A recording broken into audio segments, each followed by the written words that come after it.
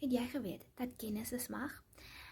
Ek het begin digitale bemarking doen en ek het nie geweet of ek hierdie kan doen en of dit vir my sal werk nie. Maar ek het steeds die stap gevat om te kyk of dit vir my sal werk. En weet jy leer so baie in digitale bemarking, dat jy nie hoef mense te soek nie. Jy leer om jou produk te bemark en om mense aan te trek na jou toe. Ek het nooit geweet dat jy op jou website payment gateways kan kry nie, en jy kan jou bankrekening se inligting insit op jou website en mense kan jou direk betaal dat jou geld direk in jou bankrekening kom. En ek het nooit geweet wat is sales funnels nie.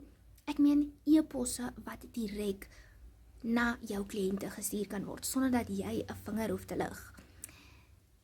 Die digitale wêreld is so groot en jy moet net bereid wees om daai stap te vat, om te wil leer, om jou kennis te verbreed en nie net in een plek te bly en maar net gewoon te wees aan die wat jy alreeds ken nie.